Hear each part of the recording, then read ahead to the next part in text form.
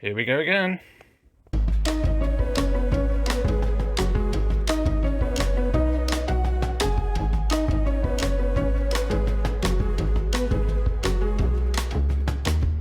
Hello and welcome to another MrBetaByte video, and this is part 2 of the EV-S1000 Video 8 Hi8 dead machine repair.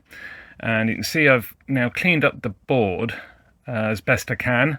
So basically I just washed this, I flooded it with isopropyl basically in the sink, and just really flushed it through. I used cotton wool buds just to get off any sort of build-ups of rubbish on the top. On the base, again, flooded it with isopropyl, used a toothbrush just to get the worst of it off.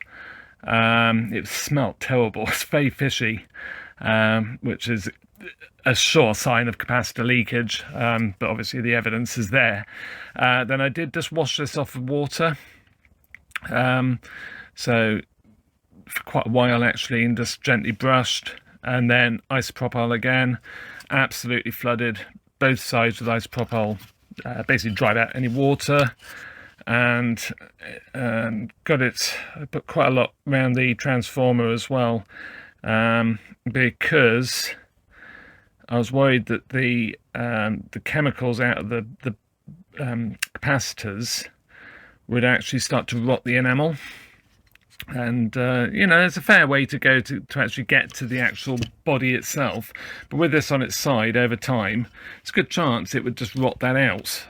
So that has been well and truly flooded and cleaned. I mean, there's no signs of any sort of contamination into the transformer, but it's all clean now, so that shouldn't be a problem, which is good.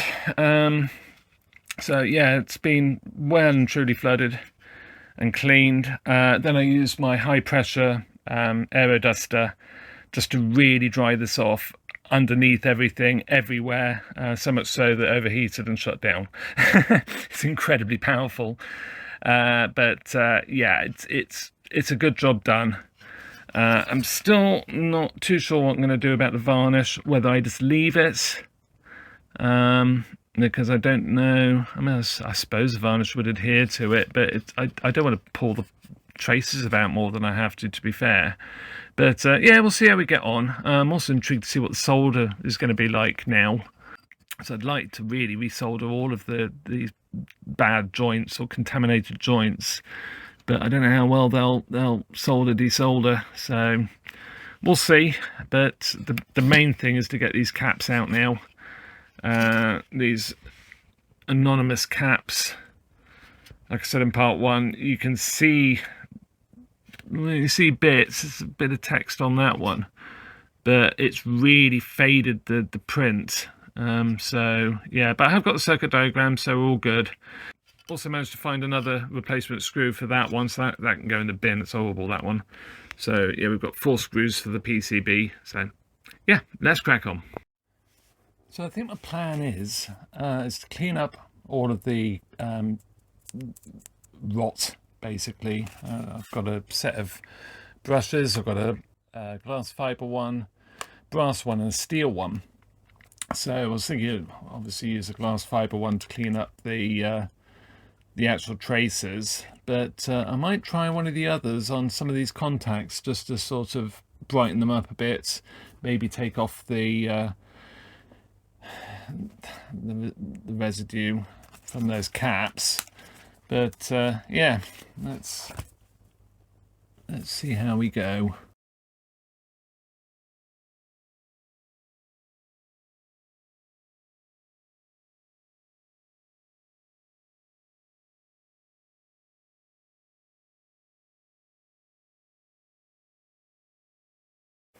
Okay, well, that's a lot better.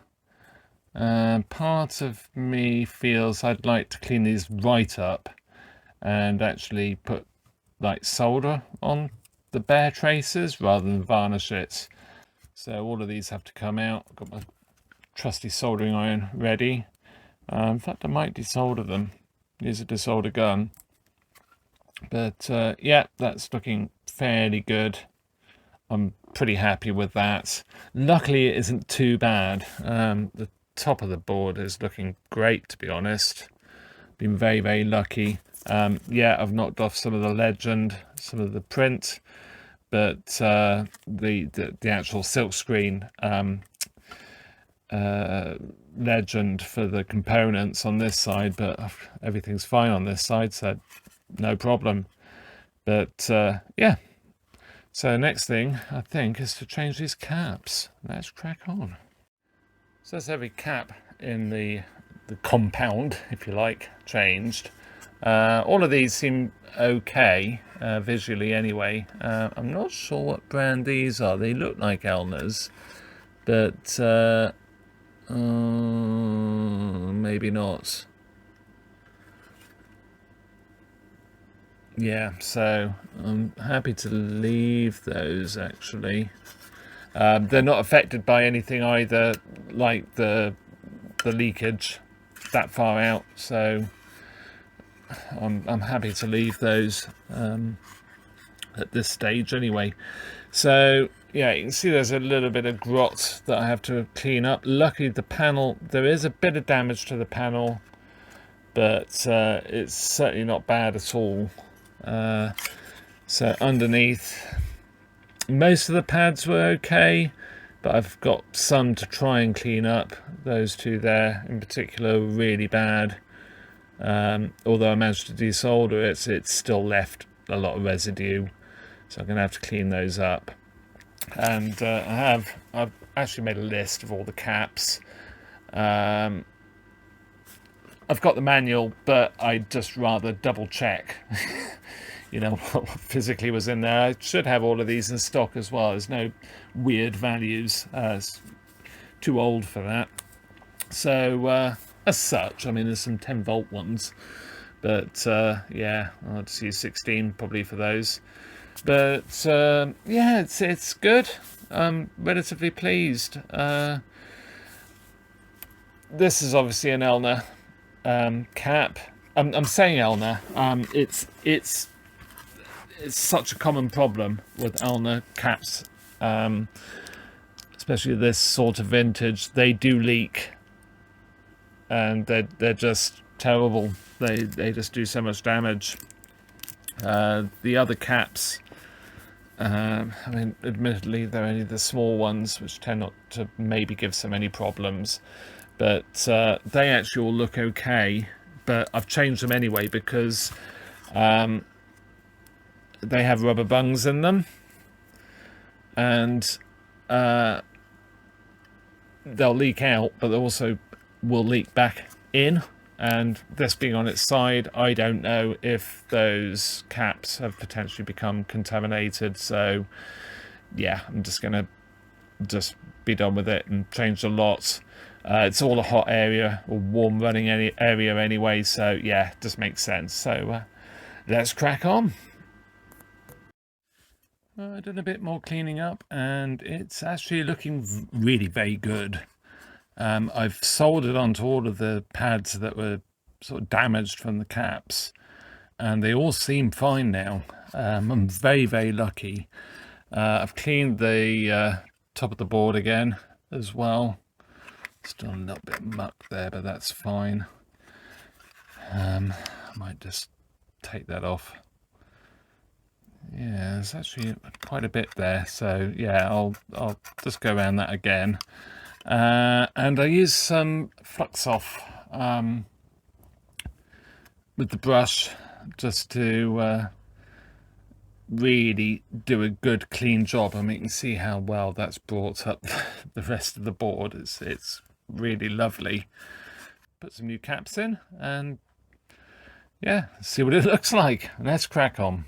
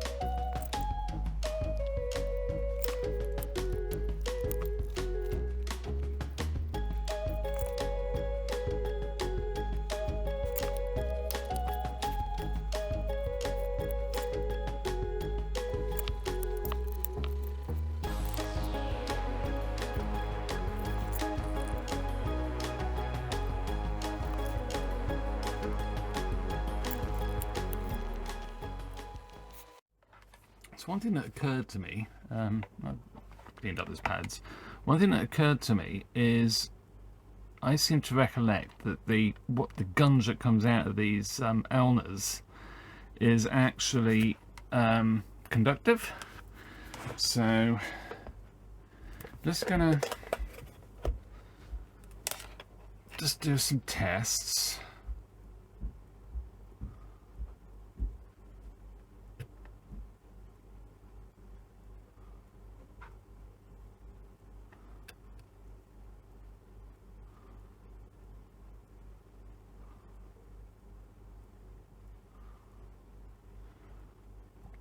So that's on 400, so I'm getting about 100 meg ohm.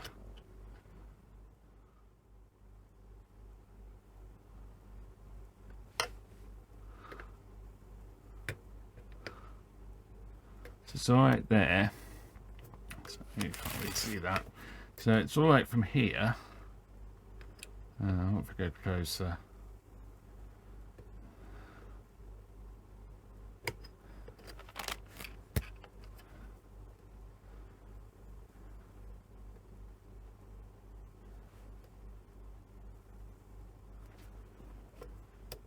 If I go here.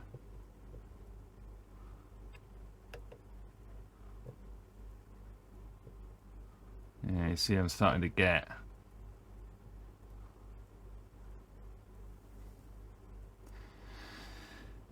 some leakage. That is a problem.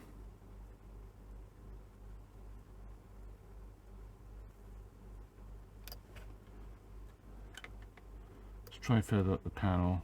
Yeah, see, it's all right.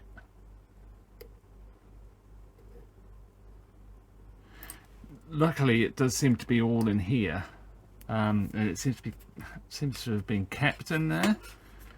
Let's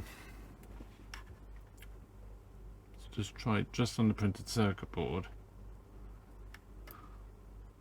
The underside seems okay. Let's just try. So we've got the underside really good. But the top is conductive. It does have a leakage. On the bit that hasn't been contaminated, I don't get anything. As soon as I go in here, it actually seems to be around the worst. It's only in the one place. Gosh, yeah, look how low that's gone. Yes, I'm gonna have to really. I still can see residue on there. That's the problem. Well, let's start off by using some of this PCB plus stuff.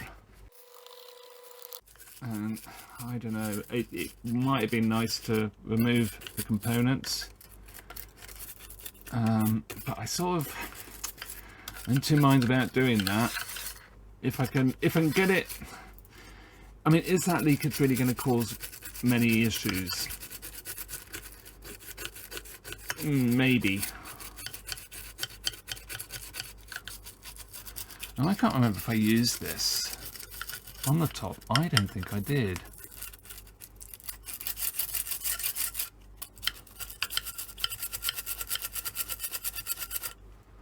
It does do an incredibly good job at cleaning stuff up. Again, I'm sure it's fine, but that one was not really affected.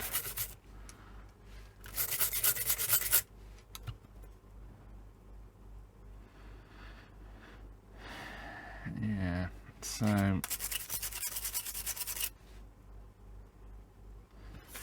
okay, so let's clean this up. And I could just let it sort of dry of its own accord, but I just think actually cleaning around everything. And of course I put those caps in, and maybe that wasn't such a clever thing to do.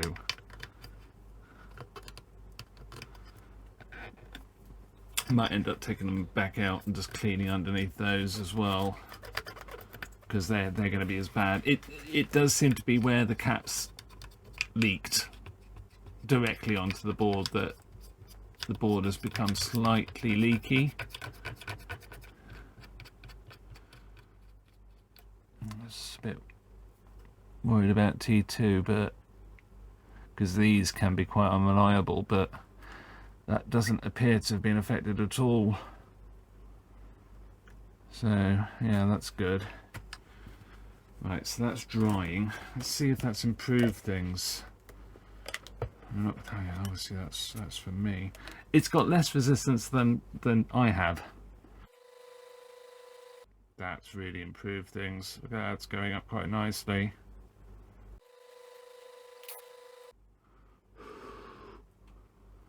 That's interesting. If I blow down bit, it's actually quite damp up here as well, which probably isn't helping. What I'll do, I think, I'm just going to put this on a radiator for sort of 10 minutes. Just warm it through. And then we'll just test it again. I'm really intrigued because that leakage is, I would say that's acceptable, but I'm not getting leakage at the end of the board. So my thinking is that the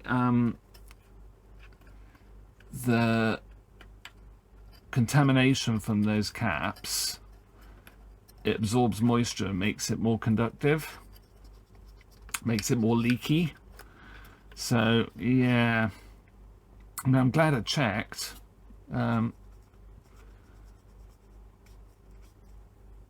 Just remember before on another power supply that was far worse than this one, that I did have actual issues with leakage. So okay, I'll put that on. I'll put that on a radiator for sort of a few minutes, 10 minutes or so, and then we'll test it again. So it's been on the radiator for probably about 20 minutes or so, just drying out. It looks pretty good, to be fair, but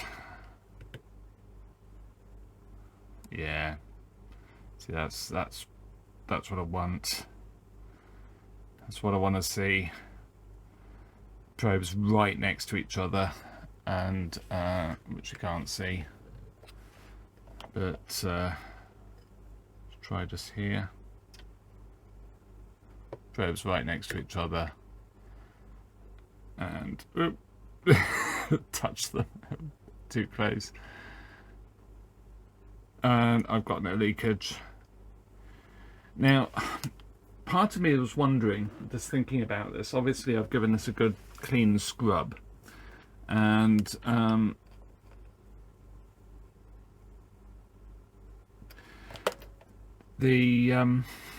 just wonder if the board, as a result of the corrosion from the caps, whether it becomes more porous, more sort of absorbent of moisture. I mean, you still see where I've scraped with the maybe, I think you probably can just scraped with the cotton wool buds and cleaned it, and you know, it's I mean, I don't know whether that is still residue. Yeah, there's still a bit of residue on there, but it's so minimal, so I'm going to clean that off. It's just anything I can do to get this as clean as I can. Like I say, I've been very lucky with this one. I wonder what the other one's going to be like, and I have actually got another Hi8. I've got a top-end Hi8 machine, which I'm sure will have exactly the same problems, so we'll be going through quite a few of these. I think if it was much worse than this, I would be wanting to take the components off and thoroughly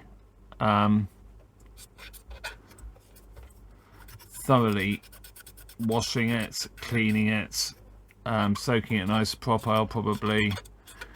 So yeah, I should be able to put those, I couldn't find my 1000 microfarad caps, and I found them now. So yeah, I'm going to stick some, probably the red Kemet ones on, and all 105 degree. They're all 105 degree.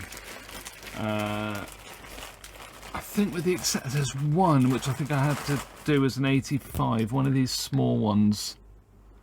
It's that one. So I didn't have any 3.3s 105 degrees, but it's a nice small capacitor, so hopefully it won't get too thermally influenced during its life. All the rest are 105, so that's great. So yeah, I'll get those 3000s put in, and we should be able to put it back in its cage. Well, I've got to clean the cage because that's still terrible, and hopefully that won't be too bad to do, and then we can put it back together and jobs are good. Let's crack on. I did actually miss a cap, so I've changed that one. So yeah, just making sure I got it the right way. So it's a Rubicon, 10 microfarad 50 volts, and I thought I would take off the power output socket. This one's fine, this one wasn't even affected, so that's okay. But I just thought it's worth taking this off and giving it a bit of a clean, just because, well, I will say, looking at it under the magnifier, it did actually look a little bit dry jointed anyway, and I did get a little bit of a smell of fishiness from it. I mean, it was directly in line with all the leakage. I actually attempted just to clean these contacts, these pads up. So what I'll do is I'll put some solder on them.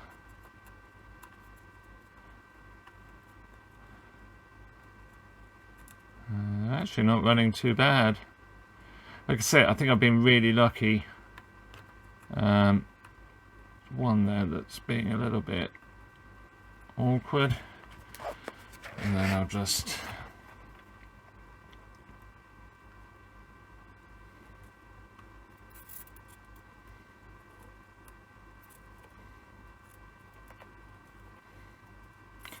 I'll leave a nice bit of flux behind as well, which in this situation I don't think it's a bad thing. Okay, you can sort of see if there's contamination in the actual holes, because you get like black residue.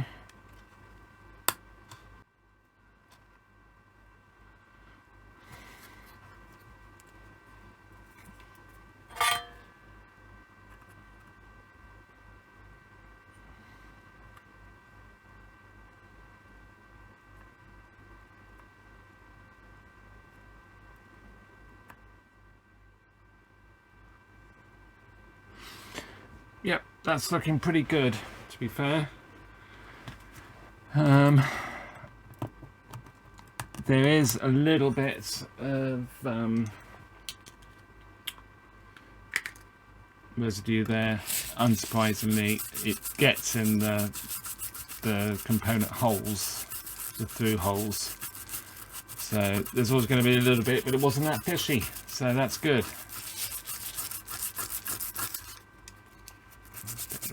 Flux off.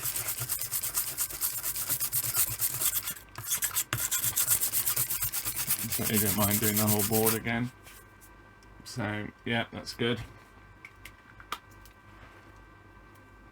So it's this stuff I'm using, and I found it very, very good. Works an absolute treat. So yeah, highly recommend it. Comes with a brush as well, so you can brush it off and it sprays through the brush. But yeah, brilliant. So next thing is sorting that out, and that out as well. That could be interesting. So yeah, let's crack on. Well, I sort of got it back together. I had a problem with the figure of 8 socket. Both plastic tags were actually damaged on it, and it was trying to float away, so I've ended up gluing that in, unfortunately. Well, I say unfortunately, it'll be fine. The socket itself isn't glued to the frame. I've just glued plastic, or the plastic tags actually, back on the top and the bottom with super glue, and that should hopefully keep it nice and good, secure. But I was sort of thinking about this, and although I'm pretty confident it is clean, I'm just worried about future contamination and future reliability. And obviously all those components have had contact with the capacitor leakage, and they're going to rot. And I mean, worst case scenario, and I have done this before, I've taken all the components out, cleaned them, replaced some, you know, legs break off, whatever. I think it's all I can do, especially as I'm doing this for someone else. If it was for me, I'd probably take the risk, and sort of take the consequences down the road. But I can't. I need to clean this up. So yeah, I'm going to take out all the components. I'm not going to show that. Funnily enough, someone did comment, actually. I'll put the comment up. I can't remember exactly the handle, but somebody did comment about it, and I just thought, you know, I should really do it. I know I've been pretty lucky with this, but yeah, hand on heart, I can't sort of not do it. So yeah, I'm not going to show me doing that, but I'll show you the end result. It's going to take me a while. Let's crack on. Every component's been out. I haven't taken out just the jumpers. They should be okay, to be fair. But every component's been out. They've all been checked on a meter, and they're all checking out fine, which is great. And I've cleaned up. I've started cleaning up the print as well. All of this black is also it's not only caused by the leakage, but it's actually, if you put an iron on it, it fizzes. You can see where I started tinning that one, and it fizzes and it smells fishy. So all of those will be done, but at the moment I'm sort of thinking, have I got a break there? No, I thought I had a break, but no, it's just a optical illusion. But yeah, I will tin them, but I just think that it's worth giving this a try now. I've checked all of the connections to make sure they're good. Yeah, I thought there was, they can almost look as if they haven't soldered properly, but they have. See that one there, that leg there looks just a little bit suspect on the one side, so I might just, oh no, it's not, it's fine. I will give it one final check, just with the magnifying glass, to make sure it's all good. But I think we need to test this now, and then I can finish off, if it works, then I'll spend a good bit of time just cleaning this right up, getting as much of that black off as I can. And you can see, I mean, it was terrible to get off. I used fibre brushes to initially get it off, but I ended up having to use a screwdriver on some of it. It's the only thing I could scrape it off with. So yeah, time to get this back together, and we'll give the machine a test. Let's crack on. Well, here it goes. I did actually clean up the copper a bit more. I haven't tinned it yet. Still debating whether to do that. It might happen, but yeah, let's see if it will actually power up. I did have a look at the remote, and the remote is has issues as well, so that's probably going to be in another video at some point. But yeah, let's give it a try.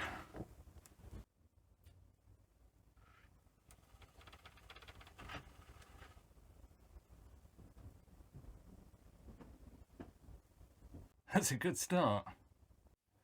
Okay, so I suppose we ought to try a cassette and see what happens. Let's power it on again.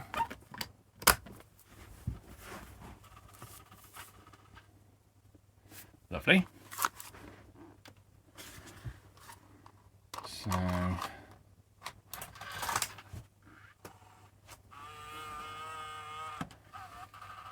So far so good.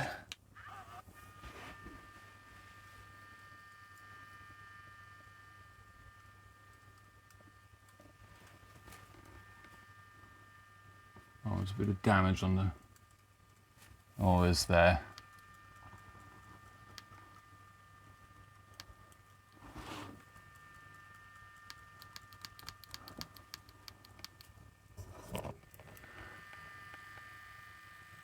Oh, yeah, there is.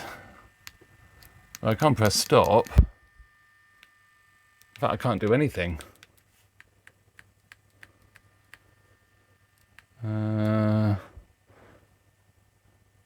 Is there... What am I missing?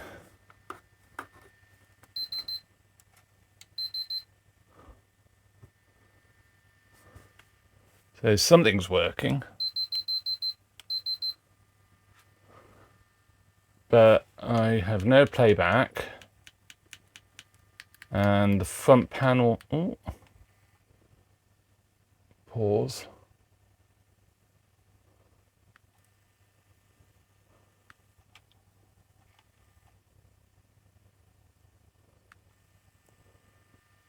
Right, so it looks like I have no picture at all. 9 outs. No, that's right. The only thing I can think of, does this play? Yeah, I've got nothing. I've got no front panel. Oh no, I have now. Does it play video 8?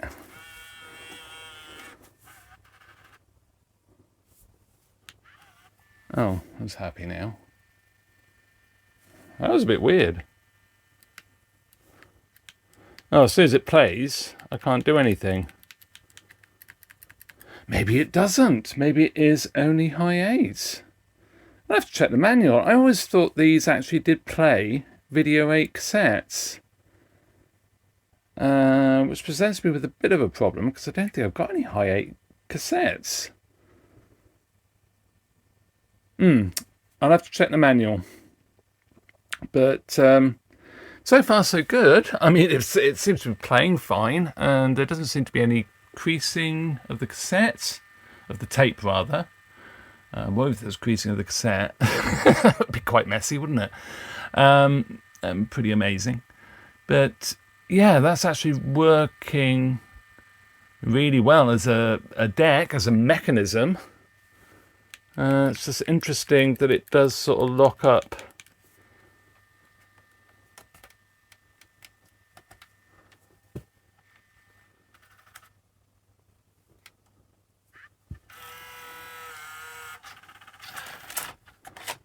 When I press play, let's just try fast forwarding. Yeah, see, it's working fine.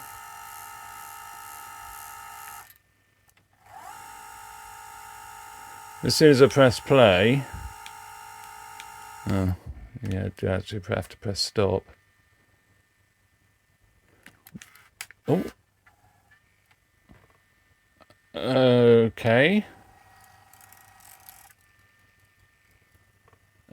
We might have pinch roller issues.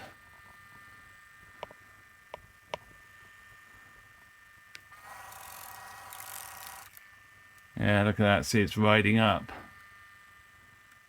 Or we can have a look at that. Oh, yeah. And we have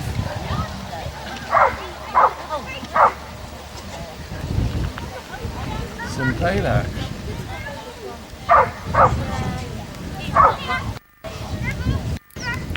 And now it's locked up again.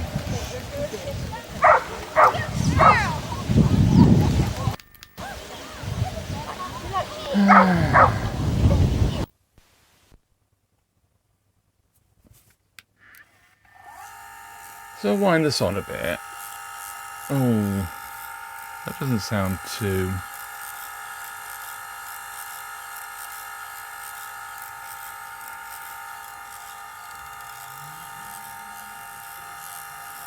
special. I think that the net controller is a bit...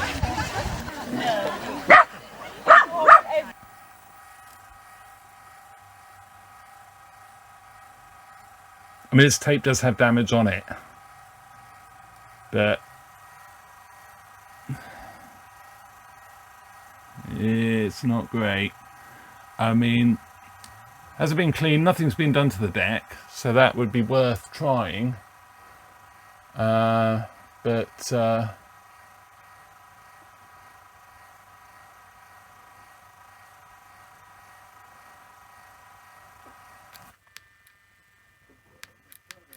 can't press stop.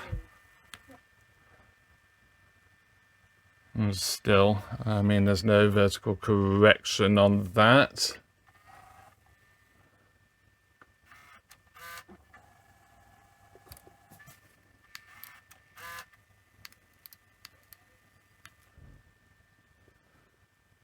It's a bit weird. It's sort of a...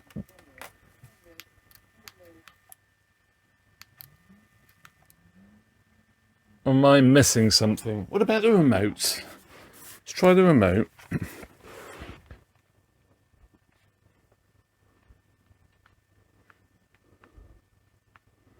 Well, that seems to do nothing at all. But I noticed it was on VCR 2. So part of me wonders if this was part of a set of machines.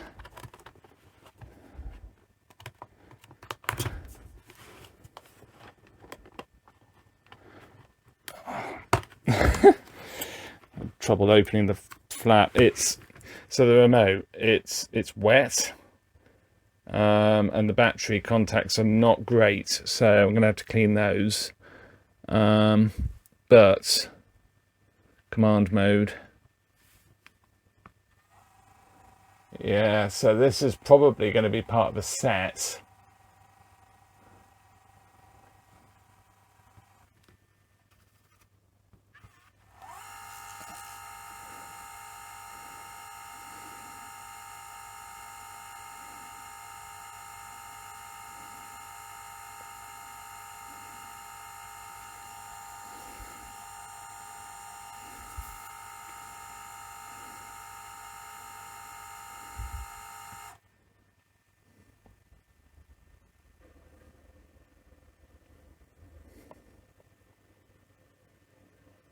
But it's playing fine.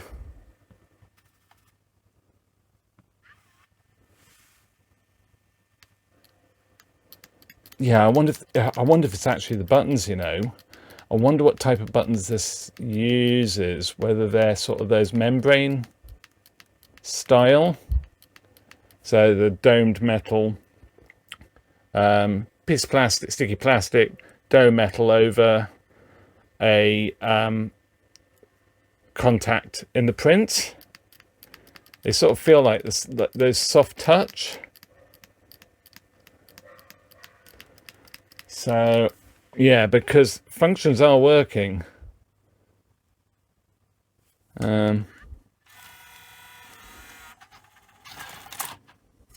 Okay, well, that's a lot of progress made. So obviously we're going to have to look at the various issues left with this. Definitely we've got some sort of pinch roller problem. I mean, the deck itself is so clean, but it looks like we've got a pinch roller issue, and obviously it will need a service and a good clean up. Membrane issue, button issue here, because the remote works it fine. Some of them seem to have come to life, which is sort of, I think, what's happened. I don't think there's any fault there. I think it's just literally, other than the buttons themselves. So that's cool. The clock looks quite dull, which to me suggests that as a second deck, this didn't have much use, but it was powered on for a long time. So, you know, it's had the clock flashing away or telling the time or whatever. And program, channel change work. Yeah, it works fine. It's just literally, some of these buttons are just not great. So, yeah. Okay, well, let's put the cassette back in.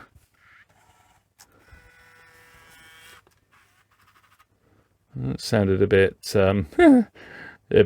strained. Picture in picture.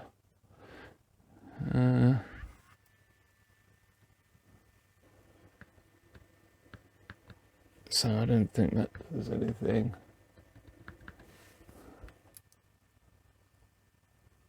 So really good still.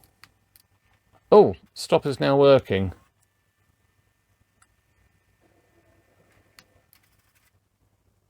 Huh. It's sort of like, with a bit of use, it's coming to life. I'm sure this has been stored for a very long time as well.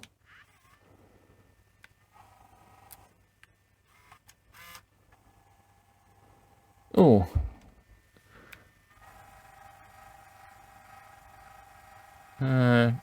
Yeah, see the tape is starting to try and wander, but it is actually, it's like it's all waking up. So yeah, we'll see how we go.